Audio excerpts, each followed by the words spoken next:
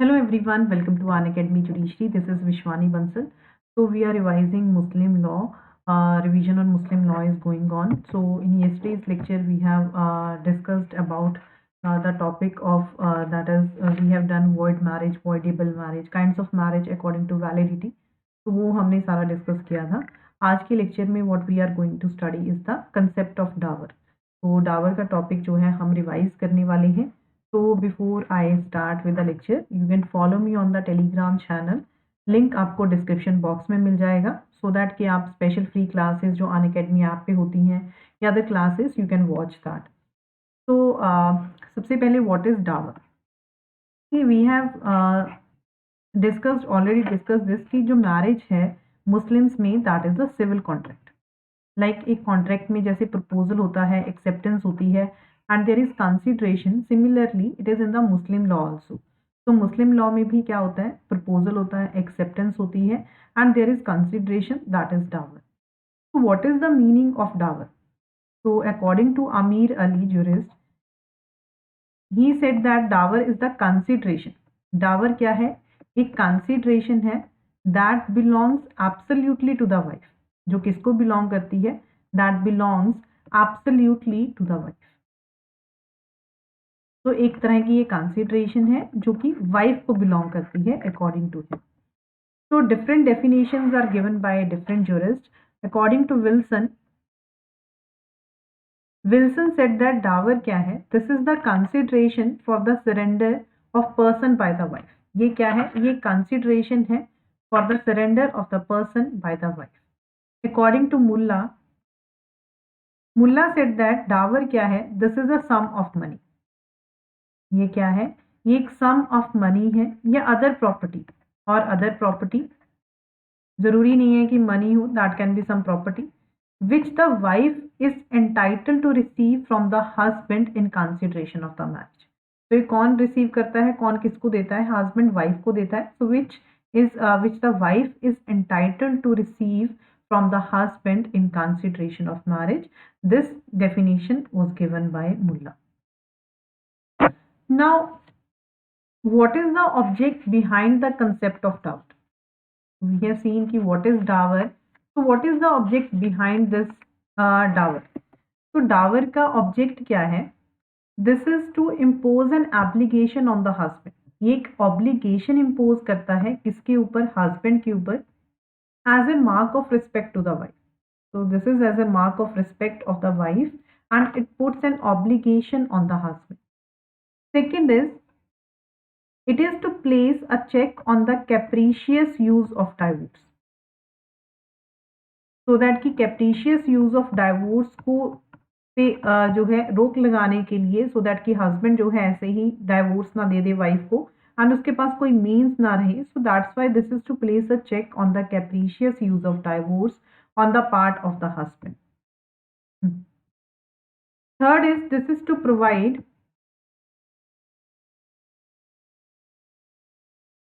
for her subsistence.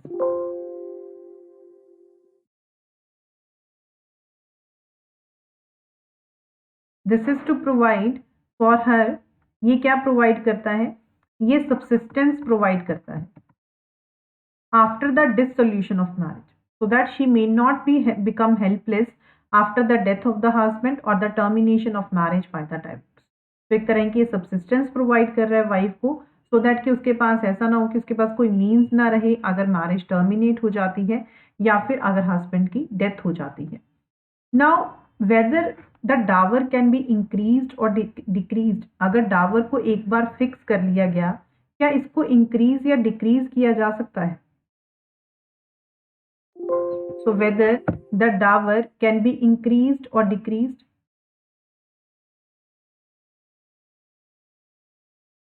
Increase और decrease of dower. तो husband किसी भी टाइम पे डावर को इंक्रीज कर सकता है. The husband may at any time after marriage increase the dower. Wife जो है वो किसी भी टाइम पे अपने डावर को रिमिट कर सकती है, होली या पार्शियली.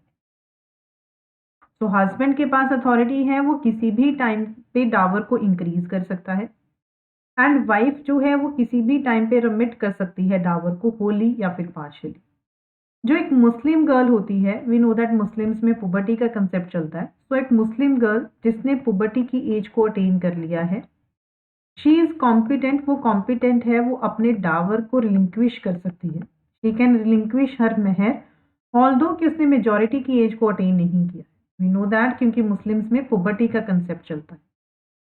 तो the remission made by the wife, जो अगर वाइफ रिमिट कर रही है अपना डावर, वो फ्री कंसेंट के साथ होना चाहिए।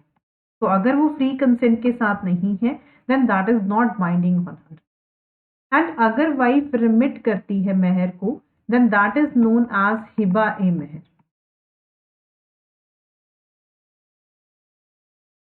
So the husband may at any time after marriage increase the dower. Similarly wife किसी भी टाइम पे डावर को रिमिट कर सकती है, होली या फिर पार्शली। एक मुस्लिम गर्ल जिसने पुबर्टी की एज को अटेन कर लिया है, वो कॉम्पिटेंट है टू रिलिंक्विश हर मेहर। ज़रूरी नहीं है कि उसने मेजॉरिटी की एज को अटेन किया हो, बट अगर ऐसी वो रिलिंक्विशमेंट करती है, रिमिशन करती है, तो वो फ्री कंसेंट के साथ होना चाहिए। And the remission of the mehr by the wife is known as hiba e mehr. In case the wife was subject to mental distress,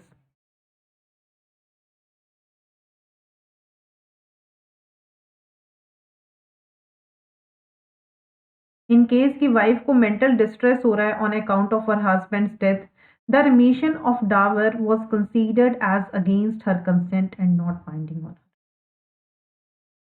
तो इन अ केस जहाँ पे वाइफ को मेंटल डिस्ट्रेस हो रहा है, ठीक है, उसके हस्बैंड की डेथ पे on account of her husband's death, the remission of dower was considered as against her husband.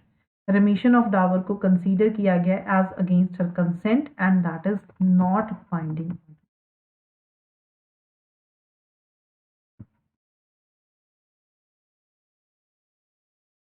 So there is this is regarding the increase or decrease of dower. Now dower can be classified. Dower की classification क्या है? तो डावर को कैसे classify किया जा सकता है? Classification of dower. तो डावर जो है that can be specified dower. दो तरह का डावर हो सकता है, या फिर कस्टमरी डावर। स्पेसिफाइड डावर को मेहर मुसम्मा भी कहा जाता है, this is also known as मेहर मुसम्मा। And customary dower, this is also known as that is मेहर ए मुसम्मा।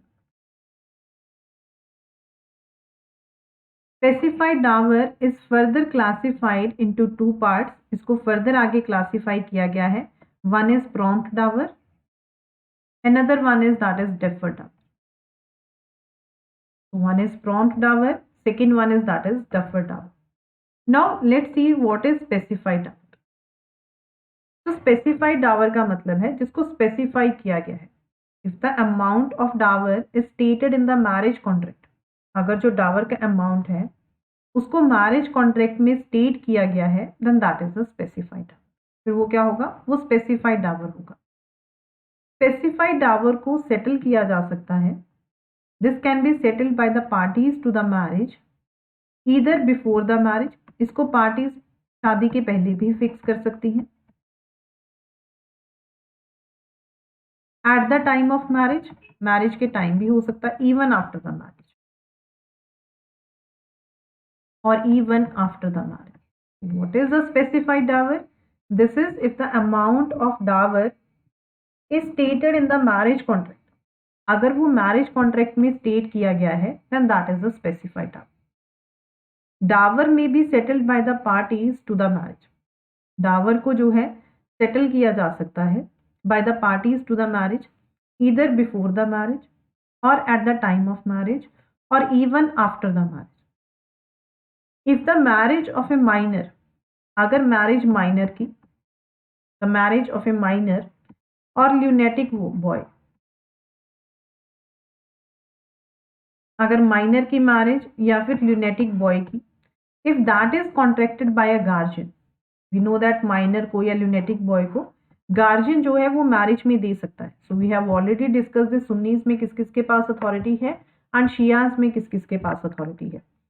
तो if a marriage of a minor और a lunatic boy is contracted by a guardian, अगर गार्जियन ने उसको मैरिज में दिया है तो ऐसा गार्जियन जो है अमाउंट ऑफ डावर को फिक्स कर सकता है। नाउ अगर डावर को गार्जियन ने फिक्स किया है, whether that will bind the minor boy, क्या वो माइनर बॉय को बाइंड करेगा? तो dower fixed by the guardian is binding on the minor boy, वो माइनर बॉय के ऊपर बाइंडिंग है and he can not on attaining the age of puberty take the plea that he was not a party to it. तो अगर guardian जो है dower को fix करता है तो वो माइनर के ऊपर बाइंडिंग होगा एंड माइनर जो है वो ये नहीं कह सकता on attaining the age of puberty that कि वो इस चीज को लेके कि that he was not a party to it. तो even after the marriage of such minor और ल्यूनेटिक बॉय, ठीक है, मैरिज के बाद माइनर या lunatic boy even after the marriage जो गार्जियन है वो सेटल कर सकता है अमाउंट ऑफ डावर को, प्रोवाइडेड कि सेटलमेंट के टाइम जो बॉय है वो स्टिल माइनर या ल्यूनेटिक होना चाहिए। तो अगर गार्जियन ने माइनर को शादी में, ठीक है, माइनर की शादी अगर गार्जियन ने करवाई है, if has given the minor और ल्यूनेटिक बॉय इन मैरिज, तो गार्जियन उसके बाद भी अमाउंट ऑफ डावर को सेटल डाउन कर सकता है। बट उस टाइम जब वो सेटलमेंट कर रहा है उस टाइम पे भी जो बॉय है वो स्टिल माइनर या फिर ल्यूनेटिक होना चाहिए। So this is regarding the specified dower. Now first one is that is prompt dower and deferred dower. Prompt dower का मतलब क्या होता है? This is also known as मुअज्जल मेहर, इसको मुअज्जल मेहर भी कहा जाता है। This is known as मुबज्जल मेहर।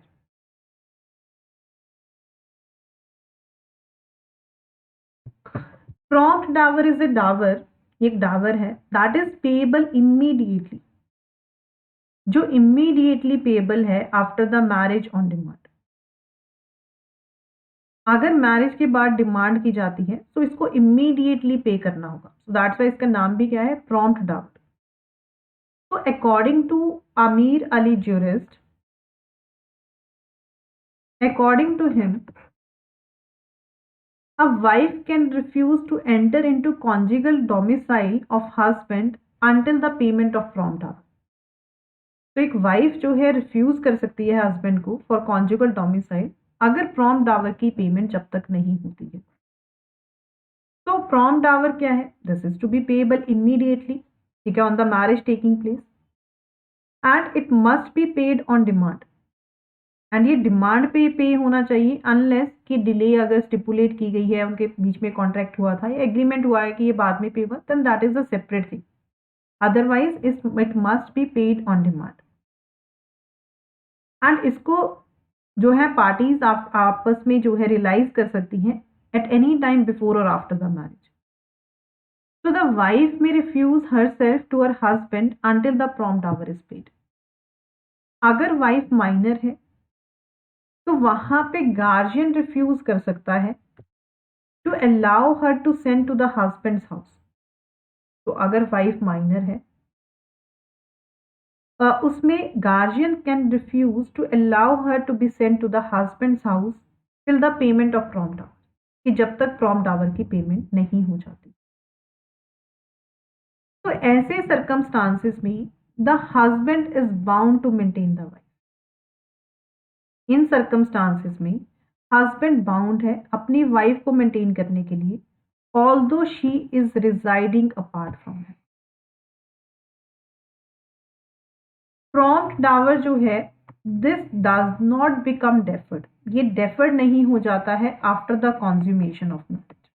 तो वी हैव सीन कि जब तक प्रॉम्प्ट डावर नहीं पे होता है wife can refuse her self to the husband.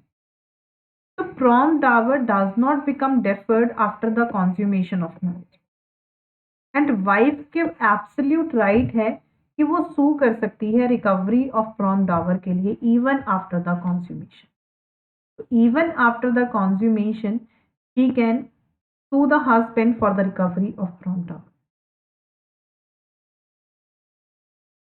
So it is only on the payment of prompt dower, ये सिर्फ प्रॉम डावर की पेमेंट पे है, that the husband becomes entitled to enforce the conjugal rights unless the marriage is already consummated.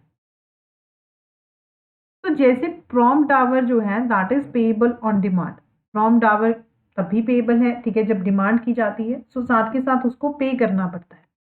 तो limitation begins to run,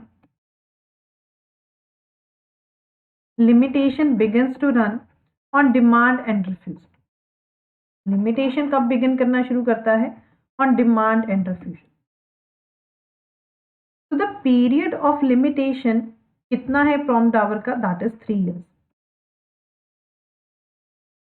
अगर marriage की continuity के दौरान वाइफ कोई भी डिमांड नहीं करती है, if during the continuance of marriage wife does not make any demand, तो लिमिटेशन उस दिन बिगिन करना शुरू करता है only from the date of dissolution of marriage by death और divorce, because this is payable on demand and refusal. Limitation कब start होता है?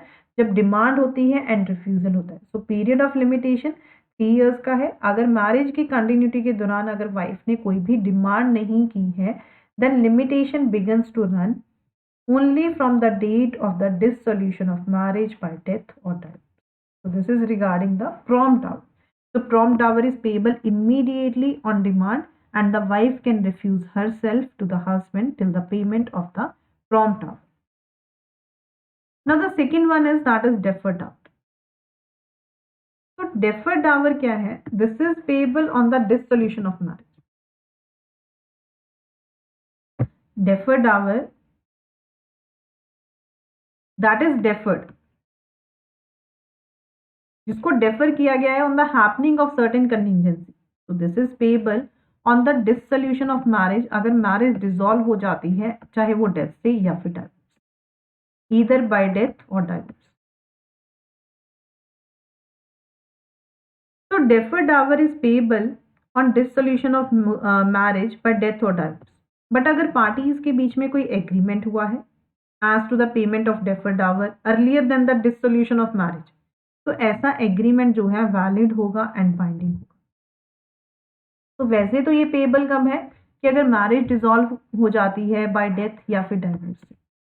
बट अगर पार्टीज के बीच में कोई एग्रीमेंट हुआ है regarding the payment of this, then this is valid and binding. And the wife is not entitled to demand payment of deferred Dawar.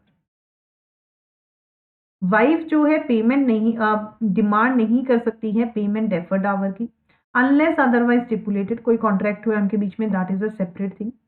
But हाँ, हस्बैंड जो है डेफर्ड डावर को as a prompt dower treat करके वो उसको pay कर सकता है, but the husband can treat it as prompt और पे और transfer the property in lieu of it. जो विडो है वो रिलिंक्विश कर सकती है डावर को। The widow may relinquish her dower at the time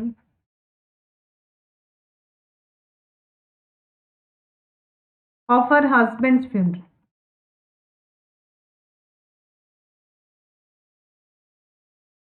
जो विडो है वो रिलिंक्विश कर सकती है डावर को eight the time of her husbands funeral. ऐसी जो रिलिंक्विशमेंट है that must be a voluntary act of the widow. So such a relinquishment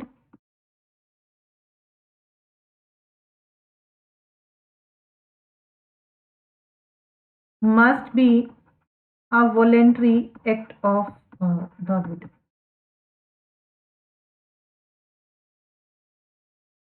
So the widow may relinquish her dower at the time of her husband's death, husband's funeral, by the recital of the formula. Such a relinquishment जो है that must be the voluntary act of the widow होना चाहिए। जो interest है wife का deferred Dawar में वो vested interest है, that is not a contingent one. That is कि अगर उसको डिस्प्लेस नहीं किया जा सकता on the happening of an event, not even कि अगर उसकी डेथ हो जाती है तो उसके हियर्स भी क्लेम कर सकते हैं money if she dies. So the interest of the wife in the deferred dower is the vested interest and not a contingent one. वो कोई contingent interest नहीं है. It is not liable to be displaced by the happening of any event.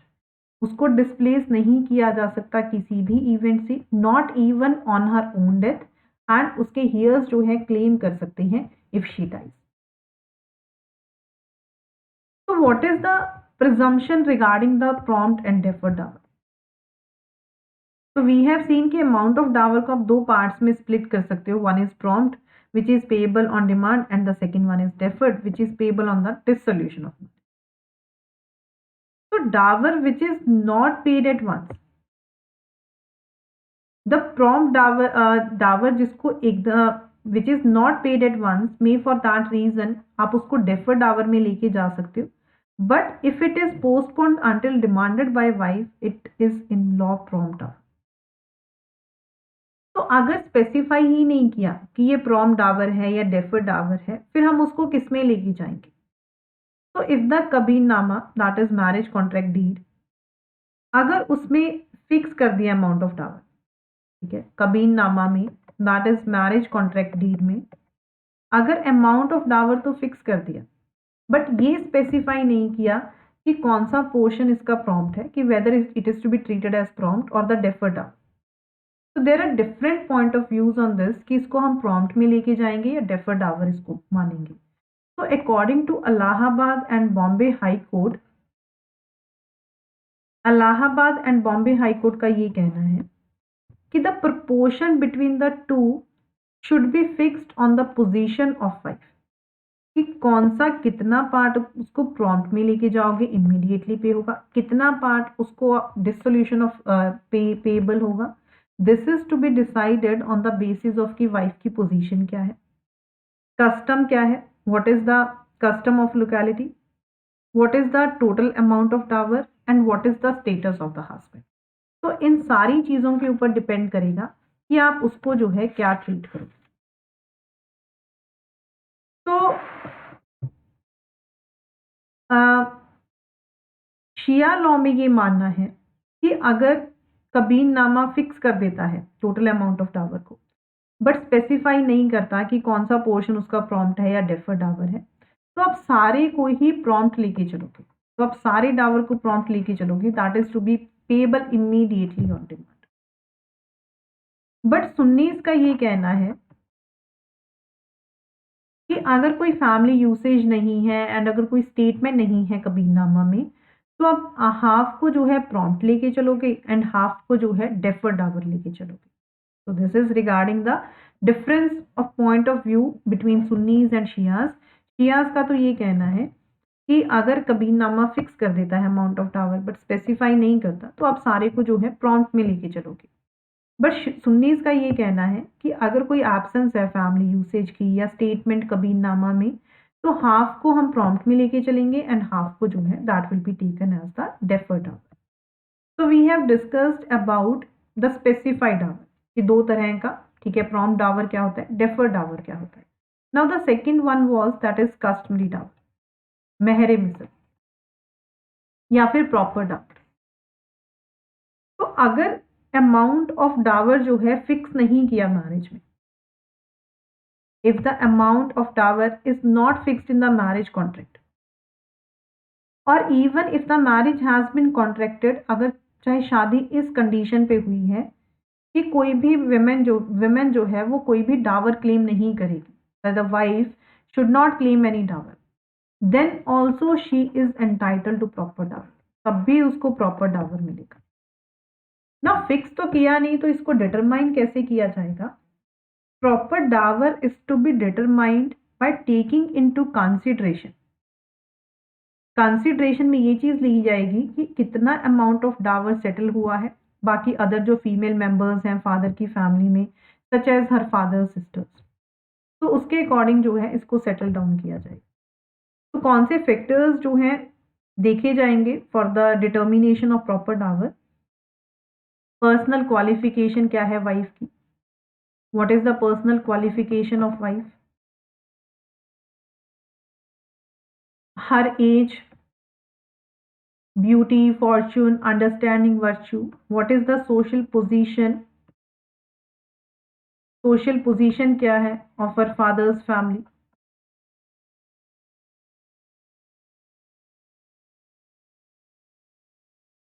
Dower given to her, what is the amount of dower that is given to her female paternal relations? Female paternal relations में क्या डावर दिया गया है? What is the economic condition of her husband? Economic condition क्या है उसमें उसके husband की?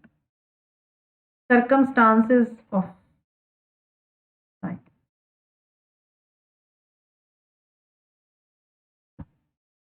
So the proper dower is regulated with reference to all these factors: personal qualification of wife, her age, social position of her father's family, dower given to her female paternal relations, economic condition of her husband, or circumstances of.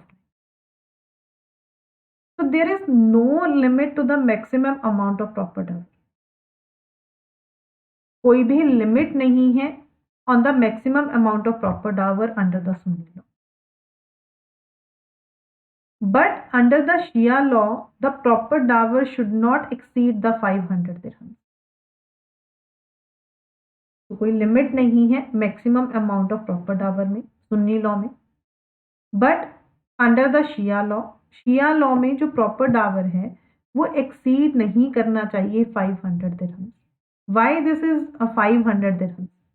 Because 500 dirhams was the amount, ये वो अमाउंट था जिसको फिक्स किया गया था in the marriage of prophet Mohammed daughter that is Fatima. तो शिया मुस्लिम्स का ये मानना है कि this is considered as a point of honour, क्योंकि 500 दिरहम को जो है प्रॉफिट मोहम्मद की डॉटर की शादी में जो है इसको as amount of dower fix किया गया था. तो this is considered as a point of honour not to stipulate for a sum higher than the sum of dower fixed by the prophet for his daughter that is Fatima. So this is regarding the customary or the proper dower. Now, what are the wife's rights and remedies on non-payment of dower? एक wife की right या remedies क्या है on non payment of Dawar?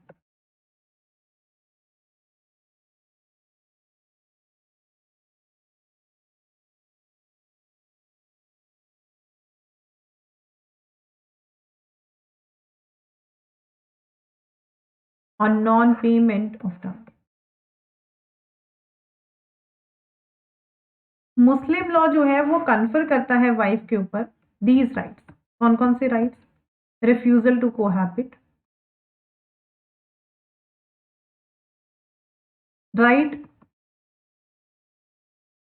To dower as a date,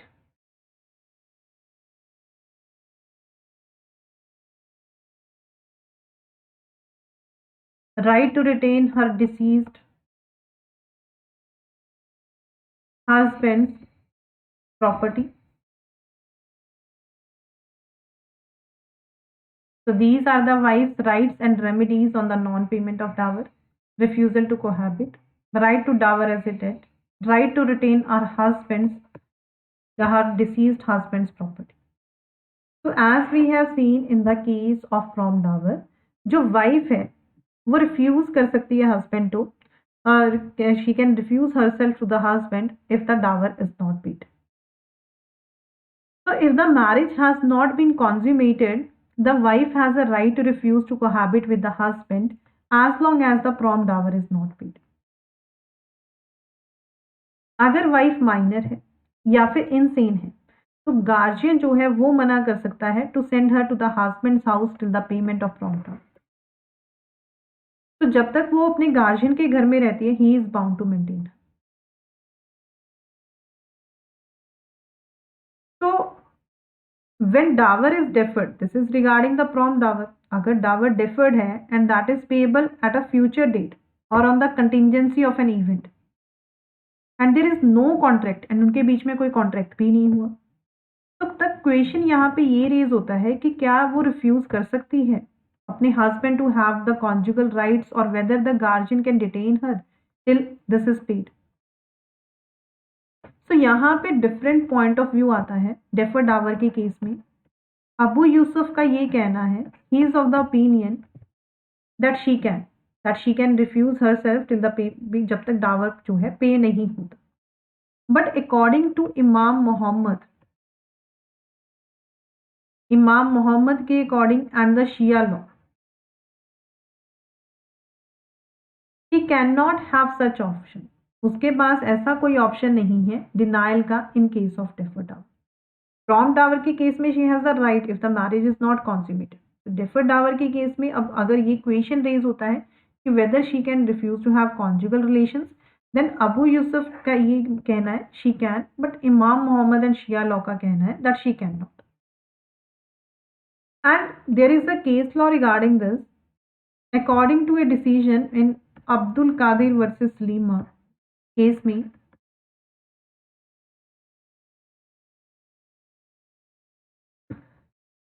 the court held that the decision of the court ने क्या decision दिया, that she can not. So they just the opinion of these are followed in India. So this is the first right or remedy on the non-payment of dowry. Second is जो डावर है, this ranks as a debt. ये एक date की तरह है and the wife is entitled along with the other creditors. And wife जो है वो entitled है along with the other creditors to have it satisfied on the death of the husband, कि वो इसको सेटिस्फाई कर सकती है on the death of the husband out of his estate. अगर हस्बैंड अलाइव है तो वो इसको रिकवर कर सकती है, she can recover the dower debt by instituting a suit against him. अगर उसकी डेथ हो गई है एंड डावर डेट जो है वो नहीं पे हुआ है, तो वाइफ जो है उसको एनफोर्स कर सकती है her claim of the dower debt by filing a suit against his heirs. वो उसके हेयर्स के अगेंस्ट सूट फाइल कर सकती है, बट यहाँ पे जो हेयर्स हैं वो पर्सनली लायबल नहीं होंगे, वो उतना ही लायबल होंगे जितना पार्ट जो है उनके पास एस्टेट का डिसीज्ड हस्बैंड का फॉल किया है। तो they are liable to the extent to which and in the proportion in which they inherit the property of the deceased husband. तो if the widow is in possession of her husband's property, अगर widow के पास husband की property का possession है तो वो उसको रिटेन कर सकती है। तो शी कैन रिटेन दैट कि जितना उसका डावर जो है वो पे नहीं हुआ है। तो dower ranks as a debt and the wife is entitled along with the other creditors कि वो उसको सेटिस्फाई कर सकती है अपने हस्बैंड की डेथ पे आउट ऑफ हिज एस्टेट।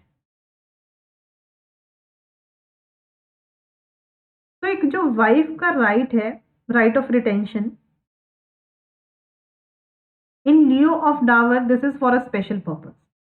ये एक वे ऑफ कंपल्शन है सो दैट की स्पीडी पेमेंट हो सके डावर की, विच इज अनसिक्योर्ड डेट है।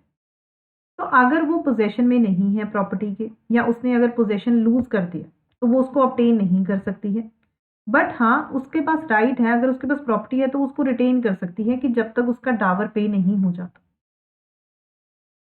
तो शी कैन लॉफुली वो जो है अपने उसको सेटिस्फाई कर सकती है डावर को with the rents and issues जो भी एक्रू होते हैं, ठीक है। She can retain the property until her dower is satisfied, जब तक उसका डावर जो है वो सेटिस्फाई नहीं हो जाता।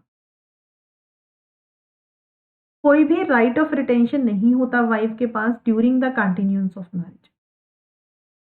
तो जो ये राइट है ये तभी एग्जिस्टेंस में आता है only after the death of her husband, जब उसके हस्बैंड की डेथ हो जाती है, या फिर अगर जो मैरिज है वो डिसॉल्व हो जाती है डाइवोर्स से, immediately on such divorce, not before.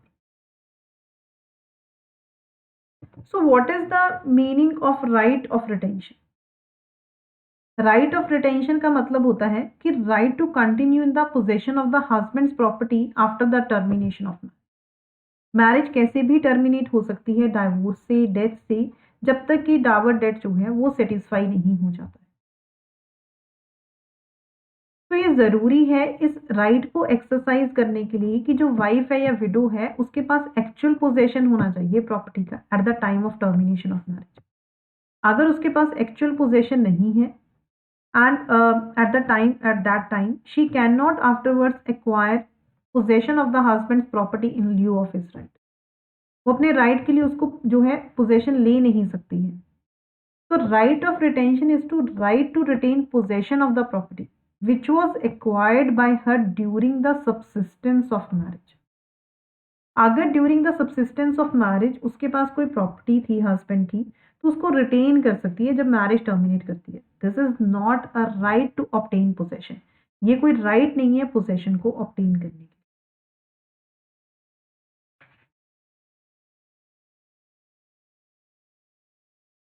तो जो ये राइट ऑफ रिटेंशन है, this does not constitute a charge on the property. ये कोई चार्ज नहीं है प्रॉपर्टी के. And she is not a secured creditor. वो कोई सिक्योर्ड क्रेडिटर नहीं है. तो जो ये राइट है,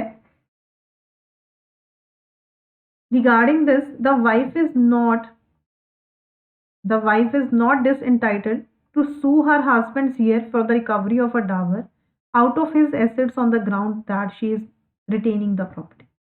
तो वाइफ जो है वो अपने हेयर्स के अगेंस्ट, वो हस्बैंड के हेयर्स के अगेंस्ट वो रिकवरी ऑफ डावर के लिए सूट इंस्टीट्यूट कर सकती है जो भी उनके पास एसेट्स आए हैं. एंड ये वहां पे पॉइंट नहीं हो सकता that she is retaining the husband's property.